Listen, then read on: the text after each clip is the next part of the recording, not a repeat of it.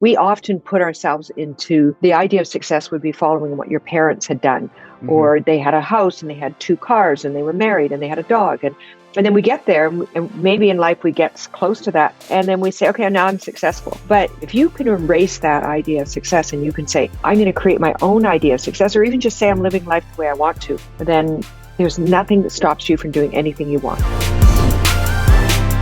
You know what? You've had an incredible career thus far, and I know you're still getting going. I'm curious. One of the things that I always like to do is I always like to see these crazy successful entrepreneurs like yourself. Give us the origin story, because I know for me, I didn't start off in business knowing what I was doing at any given moment. So, Yeah, I don't think I've ever known exactly where I'm going or what I'm doing. It's just that you have to stay on the treadmill and you have to mhm, have something that you're moving ahead, and you're kind of collecting experiences and building your business and your growth at all mhm. times. So I think I'm the same as you. I haven't um, had this pathway that I'm necessarily Yeah. following. Yeah. What in your entrepreneurial journey, is it something that, obviously you've been very resilient. You've been through quite a bit early stage, in your life, and you've managed to be very successful in the TV realm, as well as the business realm, as well as the fashion realm, and now buying a castle. I mean, there's like, how did you Yeah. even, like, give me a little bit of the journey? So I think I've never looked at life where you have to have this particular goal. It's like Hmm. you open the door and you look out, and there's this just big, massive field, a never ending field, and you can go in any direction you want. So we often put ourselves into the idea of success would be following what your parents had done, Hmm. or they had a house and they had two cars and they were married and they had a dog. And then we get there, and maybe in life we get close to that, and then we say, okay, now I'm successful. Yeah. But it's different. If you can erase that idea of success and you can say, I'm going to create my own idea of success, or even just say I'm Mhm. living life the way I want to, then there's nothing that stops you from doing anything you want. Yeah, well, that brings me to something else that I know that you really stand for. It's like, I think the words you use are, no matter who you are, no matter what you're about, own it. Like, Yeah. is that kind of like your mantra, your battle cry? I think and I have a lot of kids, and I say to them, don't ever do something where you go back to someone and you say, I'm sorry. Just Hmm. don't do it in the first place. So Yeah. if you're going to do something and you think that you can correct it by saying, oh, I'm really, really sorry I said that to you, or really sorry I was mean, it's just try not to be a mean person. Try not to be someone Yeah. who has to ever say, I'm sorry or apologize. And it's also about living your life accountable. So if you do it, you are accountable. So don't take an action that you don't want to be accountable for. And that's in business, and that's in little tiny things in life, that's in confrontations that you might have with somebody at Starbucks because they didn't Yeah. do your coffee right. I Yeah. try to turn those negative moments, as small as you might think they are, into positive moments, and being accountable for who you are, even if you don't think anyone's looking. I love it. I love it. Now, tell me a little bit. So, have you decided officially, like, who your favorite child is? Yes, Chase. Yeah. Why is that? Chase came he was like 16, and right now he's 19. And he Hmm. came into the kitchen, and it was in early October, and he's got a very deep voice. And he says, Mom, he says, I got you a birthday present. And I Yeah. said, well, Chase, it's not my birthday. And he goes, but I got you a present. And I like, okay. And he goes, you want to see it? And I said, well, if you want to show me the present. He turns around, he pulls his pants down. I thought he was going to move me, but he goes all the way down. And on the bottom, it says on his calf, he's tattooed, I love mom. Aw. And I said, not only are you really smart, because I can't get mad at you and you're underage getting a tattoo, but you put I love mom, so I can't even get mad at you for getting a tattoo. And then I went over, and before that, Luke, the oldest, was our favorite son, and he had a trophy that I got Uh-huh. at the dollar store, those first place trophies, Yeah. plastic. And I got out Luke's trophy and I changed it to Chase and then gave it to him. So he's the number one son, my absolute favorite, until someone else gets a tattoo. Oh. Yep. Oh my gosh, that's so funny. Well, talk to me a little about iFinance. What necessitated that? Hey, look, I'm gonna go this direction. I want to serve the public in this mentality. Like, talk to me about iFinance. Well, Canada at the time was a two-tiered medical system, still is. And I thought, because all the word was 27 years ago, was that we would go, yeah, actually, we would go to a two-tiered medical system. It was Hmm. really government funded for a lot of the procedures. Mm-hmm. And I thought, what are we going to do? So I started a company that would finance procedures. But at the Mm-hmm. time, the easier entry was plastic surgery. Yeah. And this was the beginning of the cosmetic enhancement boom. Yeah. So you could get financing for plastic surgery. We could offer that. Mm-hmm. And we ended up with the first year, like $1 million in plastic surgery Oh, wow. financing. And the Yeah. 13th month, we did 1 million in that month alone. And it Jeez. was like a snowball. So it wasn't like I started a company and knew it was Yeah. going to boom like that. We Yeah. just happened to hit the mark, finding a solution to a problem, which was how do you finance unsecured lending? Like you don't have a car, you can't repossess Yeah. it. And I just started out. And from then on, it was problem solving, problem solving. How do we do documents? How do we secure? How do we Mm-hmm. get money back? And so I didn't have the plan, but I found solutions as we went along and built it over Yeah. 25 years. Well, how much of that is like an entrepreneurial instinct versus the professional training that you've had with a doctorate in business and the MBA? Like, how did you organize all that? Well, the egg came before the chicken. So I had Okay. started the business, and I had a degree in interior design, and then I later got my other doctorate, my MBA, my Master's of Science. Mm-hmm. So I started out with just let's find a solution, and I Yeah. think that's the entrepreneur. You find a solution. Now there's a difference between being a good entrepreneur and being an entrepreneur. Yeah. So when you say you're an entrepreneur, that's anybody with an idea. Yeah. When you say you're a working entrepreneur, that's someone who's applied it. But to be a good entrepreneur, you need to turn that entrepreneurial idea into an actual business model Mm-hmm. and then have a return on that and be able to grow that and make changes. That's Yeah. the difference. Anyone can come up with an idea, but come up with an idea where you've thought of how to monetize on it and how to distribute. Actually, reverse engineer how are you going to distribute your idea? Yeah. And then reverse engineer to figure out how to do that and what your idea would be. Yeah, that's great advice. One of the things I've always told entrepreneurs is there's really, only a handful of things you got to master, and you master them you kind of one at a time. Obviously, acquisition and sales. Then you got fulfillment. How are you going to deliver this product, Yeah. good or service? Yeah. What does the financial picture look like? How are you going to make sure that you're making money, or you're being profitable, or you're generating Yeah. revenue, or watching your cost, or managing your checkbook, and all the things that go with that, and then creating raving fan retention, right? I know with a lot of your services, a lot of even your personal brand has been about making people find more about themselves than they realized was there. Was that something that was kind of intuitive, or something you kind of stumbled along? I think isn't naivety just a great source of It can be, yeah. Yeah, I don't think I've ever looked at what other people do. You Mm-hmm. just have to be true to yourself, and you need to be your authentic self. Mm-hmm. And there's a lot of judgment in this world these days, and there's a lot of naysayers. And I think when I try to do something, I try to do something that comes from my heart and my values, and I don't really think about what anybody else Mm-hmm. is doing and how they do it. It's just if I'm a positive influence, I feel good, but I wouldn't want to be a negative influence. I would feel horrible. Yeah. Well, what's one of the surprising to me? I'm gonna be a little transparent with you. In preparing for the show and just kind of learning more about your career and everything you've done. First of all, very, very impressive. Second of all, very hard fought battle in many respects to getting to kind of where you are.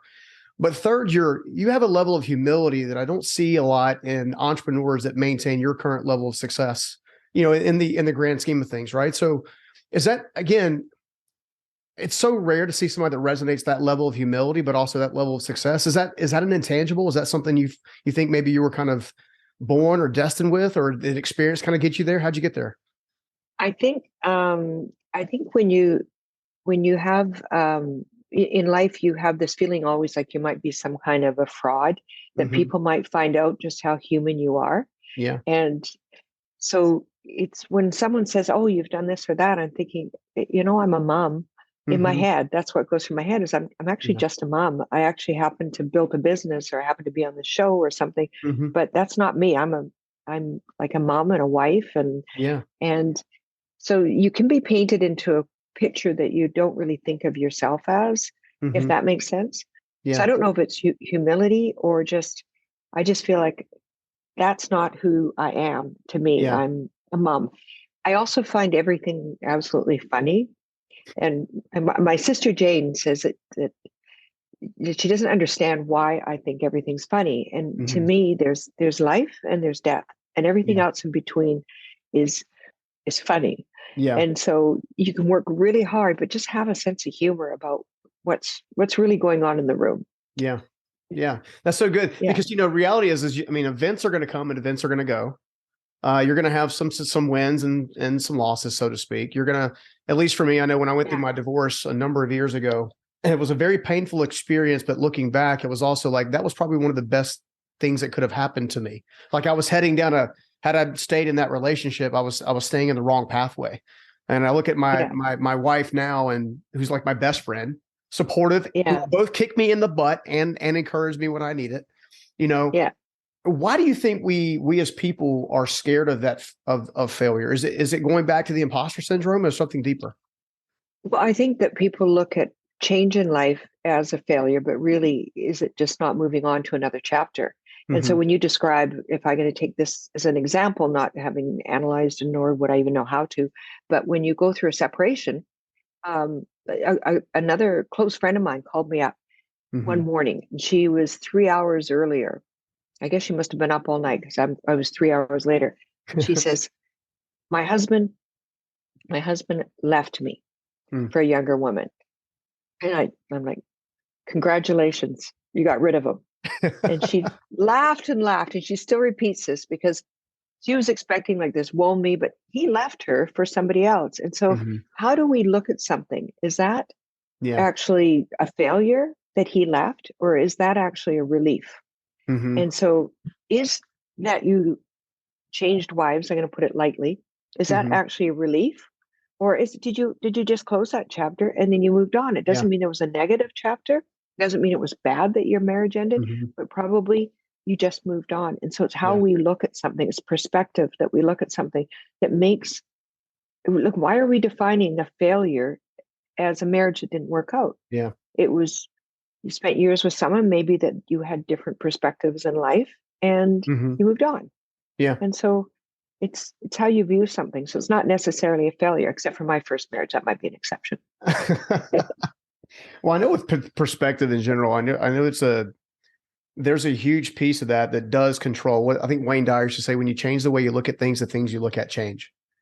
You know, Exactly. And I know for me, in my journey, that's been absolutely true. There's been times when I've made decisions that have come back to basically be what I refer to as a mistake in the moment, but a lesson in the long run kind of thing. Yes. Like, you kind of Yeah. learn, okay, well, no, that actually happened.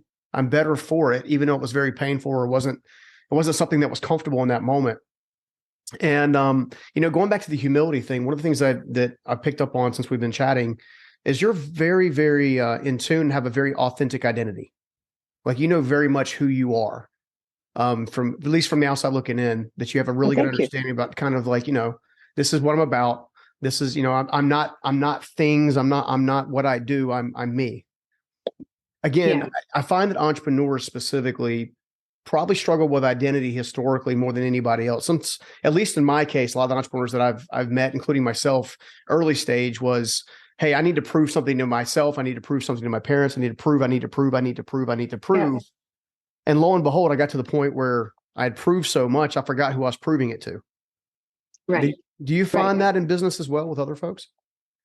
I don't know about with others, but I do find there was one point way back when, because I was doing finance for a long time, and I was really in a tight bind, and we were at that point where we really needed investment in the company. Mm-hmm. And it was November, and I remember it was around November 11th or 12th, around that time. And I had two little boys, and I was a single mom. And the Friday afternoon, my financing fell through. Mm-hmm. And I stayed up that night and I cried myself to sleep. And I woke up the next morning and I looked at my two boys and I went, am I crying about financing?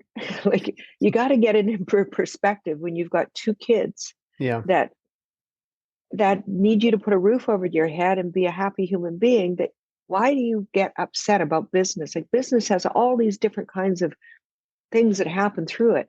Mm-hmm. And what really is ultimately important is how you are with the people that depend on you and the people that you walk beside in life. Yeah. The business is just something you do. And Yeah. so when you can get that into perspective, you're not embarrassed if something doesn't go right. And if Hmm. somebody is judging you, you're with the wrong person. So if Yeah. you're with somebody who is with you because they think you're going to build the biggest company or you're going to be this, Hmm. well, when something fails and you're feeling like they're going to change their perspective of you, why don't you Hmm. look at why you're with that person? Ooh. So Yeah. that's really important. It's Yeah. I know I know that my husband, the current one that I've been with for many, many years, Yeah. is would just put his hand out and hold my hand if I had something hard happen. Or he'd Mm. say, "How can we help this? How can I help you?" But would not judge me. Maybe in some point people can't help but think Hmm. something, but would be there to lift my spirits and say, "Let's go for dinner. Yeah. Move on to the next chapter. Why don't you write a book now?" Or something like that. Oh, that's And so not, good. Yeah. yeah. And I think that we need to not try to live up to other people's expectations for us. Like, Hmm. what do your parents think? What would your wife think? What would your kids think? It's um, do your best Yeah. Yeah. without trying to set the bar. And I don't think that's just in entrepreneurship. I think that's in our careers too. Hmm. So if you're not necessarily an entrepreneur, but you're working and you have a career that Hmm. isn't entrepreneurial, that be with someone who respects the career you've chosen Yeah. to. Yeah. No, that's great. I was just thinking too, in my journey, there's been several times where you don't think something's working out or something's not supposed to work out or whatever. It ends up becoming a blessing in disguise. Have you had times, maybe at least one, maybe at the top of your mind, where you thought it, this thing needed to happen or it didn't happen, but yet it ended up being a blessing in disguise? Yeah, I think there's been many times when I'm at my working career, you can say entrepreneurial, but then it turns into a business that things Hmm. have not happened where financing has fallen through or something's happened. And it's just, Hmm. my goodness, am I lucky because I found something that was better. But you learn from, and I know it's cliche, but you do learn from things that you consider didn't work out. Yeah. And so, did I pitch this wrong? I got turned down so many times when I was pitching for cash or for money or Hmm. for investment, that every time someone turned me down, I'd want to know what was the issue. So maybe Hmm. they asked me, "Who's your competitors?" And I'm like listing competitors. Hmm. Well, the next time I went in to do a pitch, I had a little booklet that said Hmm. competitors on the front. And I had done my research. When somebody would ask me, "Who's your competitors?" I could pull that book out and say, "Here's the competitors in this jurisdiction." And I would have that in that. And Hmm. you can bet they never looked. They just wanted to know that I knew who Yeah. my competitors were, as an example. So Yeah. you learn from times when you're turned down, but don't make that mistake twice. Yeah. No, that's actually really Yeah. good advice. I was just thinking through some of the things that I've witnessed even recently. I was just talking to a young man who's in the process of building out his visual identity. So one of the businesses I own is an events company. So we specialize in helping speakers get footage and stuff. And in doing so, one of the things that he was talking about, he goes, "Yeah, it's funny. There's a lot of entrepreneurs, and then there's entrepreneurs." And I said, "What's the difference between an entrepreneur and a entrepreneur?" He's like, resilience. He said, Oh, a lot of folks think, because Instagram and TikTok make it sexy, I'm an entrepreneur, I'm on my grind. yeah. Meanwhile, real entrepreneurs, when they lock eyes with a fellow entrepreneur, they can see it. They can see that there's scars that are under the skin that you really can't kind of address and whatever. And one of the things that I try to do with even with Unstoppable is I want to make sure that people have a framework of um, basically continued progress, right? You may have setbacks, but as long as you take the next step forward, you will eventually get to, whatever the destination is in that moment, and that destination changes. Speaking Right. of, how did you find yourself wanting to buy a castle? That is only a week ago.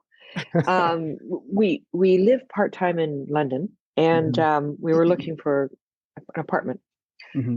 And London is very, very expensive. We're also in the middle of a recession. We're also going Hmm. into inflation. And following a recession, you would generally have a drop in prices of real estate. So Hmm. you know, I'm not going to invest in an apartment. So my husband and I decided just not to. We would rent, Hmm. and we only live in London part time, so we just rent part time. Then I thought, I wonder if houses are expensive in England. So I Hmm. started looking at prices of houses, and it's cheaper to buy a house than it is to buy in the outskirts of London than to buy a townhouse in London. And then I thought, I wonder what a castle costs. And so I wonder what a castle. I went from a house to a castle. What does a castle cost? So I Google this and I find this castle. Yeah. And I contact the broker and say, hey, is this castle for sale? Yeah. And no answer. So a month later, this is going back 4 months, 3 months, he contacts me. So we're in the end of last year. And he says the deal. He said, oh, no, I contacted him. I said, hey, I haven't heard from you. Is a castle for sale? And he emails back and says, it's under exchange, which in England means it's under contract. Do you want to see it? And I said, nah, I don't want to look at it. You fall in love with it and not be able to buy it. Yeah. Yeah. Then he contacts me a month later and says, the deal fell through. Do you want to look at the castle? So I said, okay, I'll look at it tomorrow. So I said to my husband, we're going to go look at a castle. And he says, we're not buying a castle. Anyway, we go to look at it. And originally it was 34 million pounds. This is all public knowledge. And its replacement value is 44 million pounds. It had gone down and down in price. And the last offer was 11 million pounds.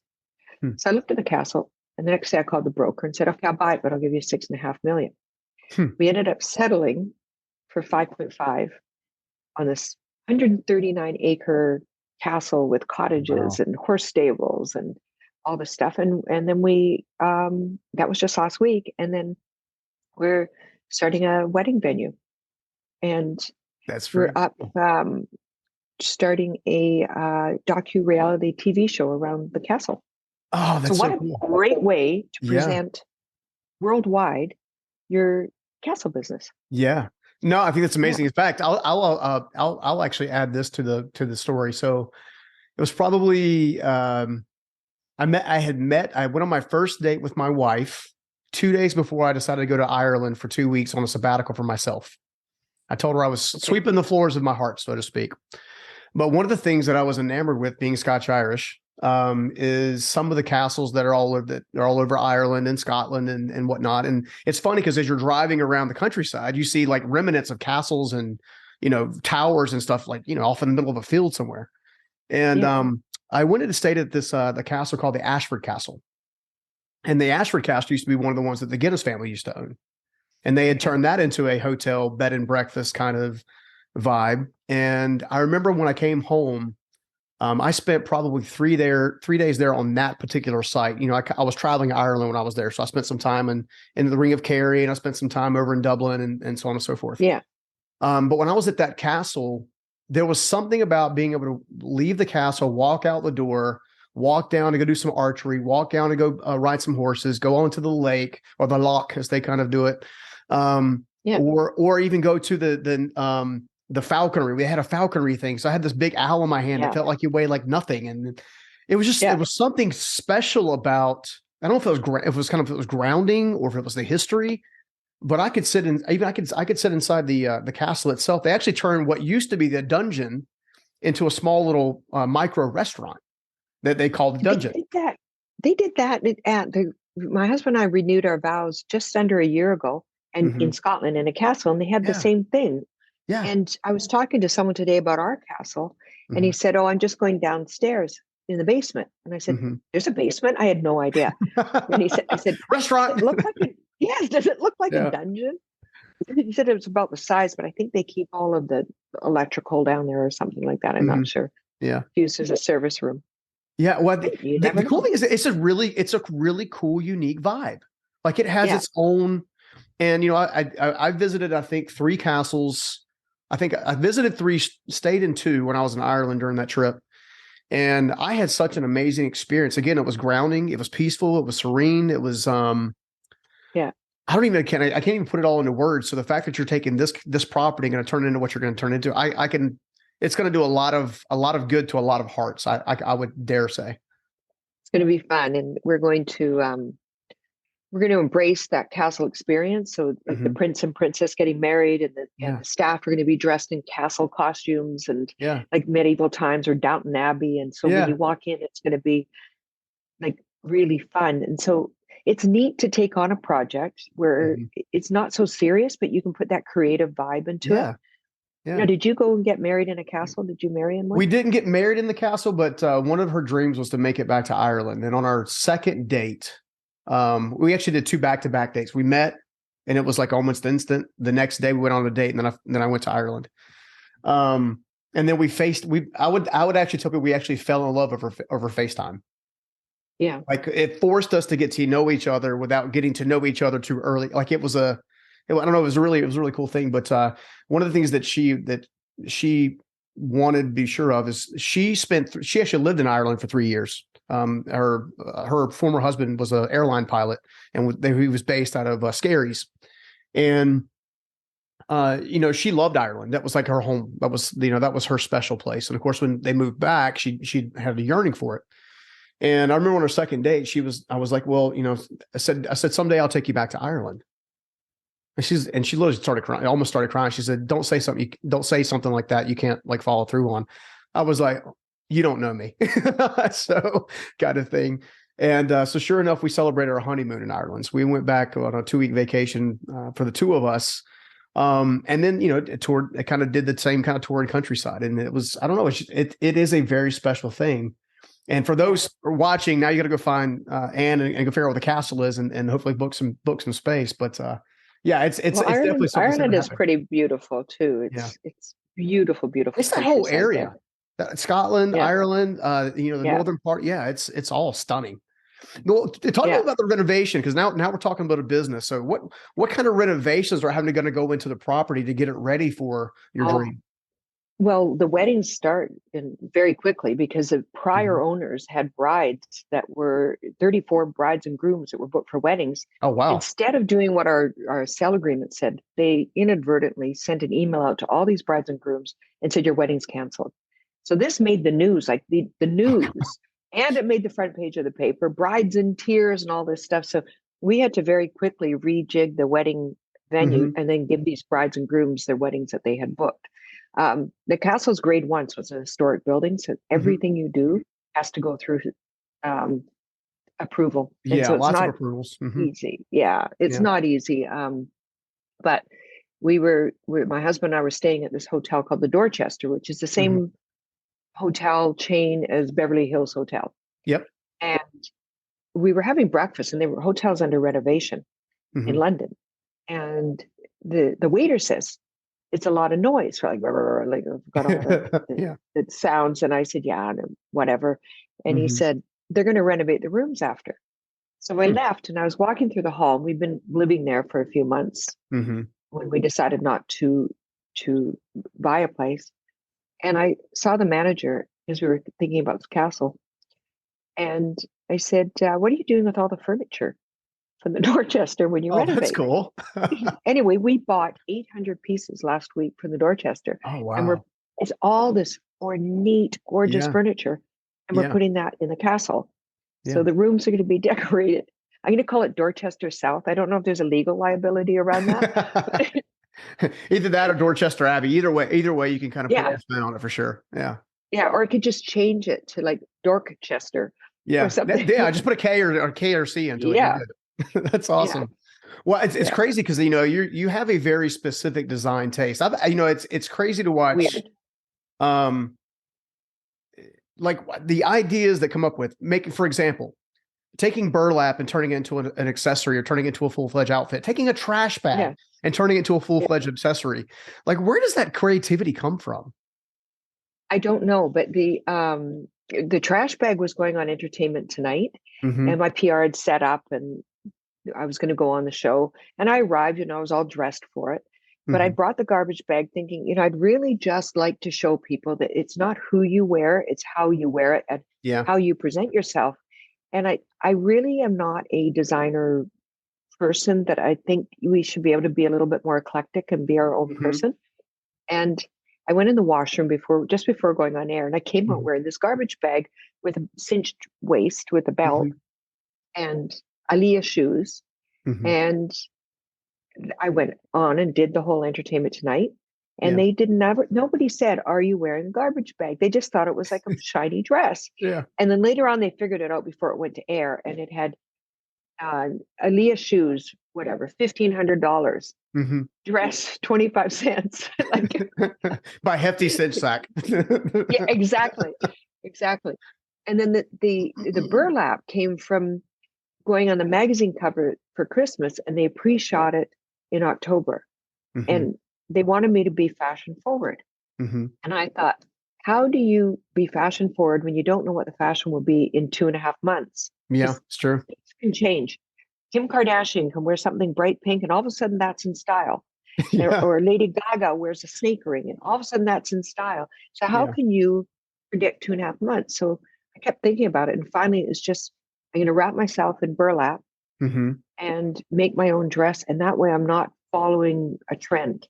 Mm-hmm. And so it was less expensive, really hot. Like, I would recommend that you sort of not wrap too much, that Yeah.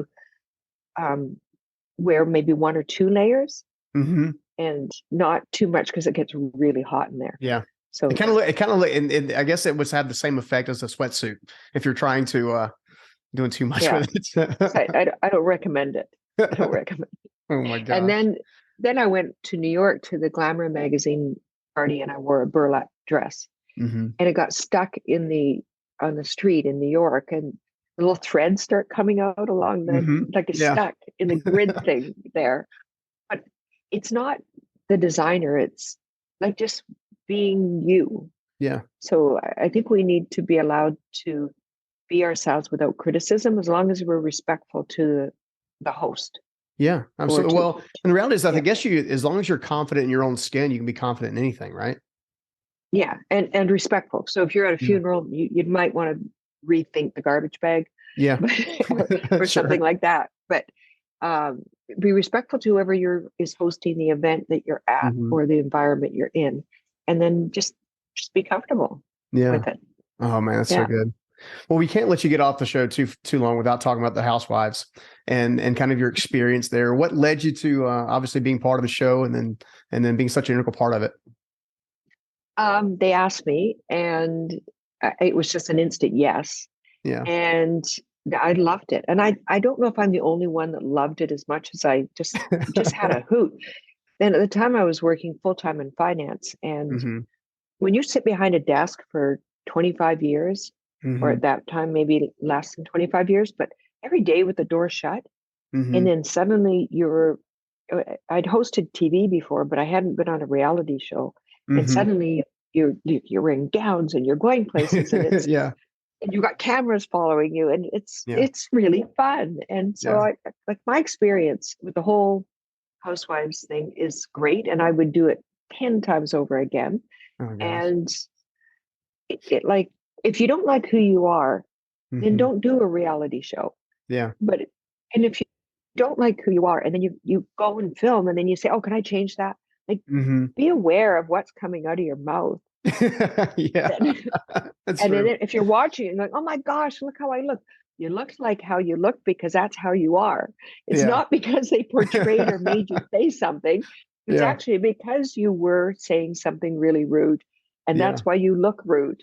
Yeah. And so like, that's what I think you should do. If you're in a reality show, I think it's great. I have great admiration for the Kardashians and Mm-hmm. people that do shows. Yeah. Great admiration for what they do with their brands. And if you don't like it, don't watch it. Yeah. Well, not only that, and my Yeah. guess is if you're followed around with cameras literally nonstop for days on end, I mean, Yeah. everybody likes a little personal time for themselves a little bit.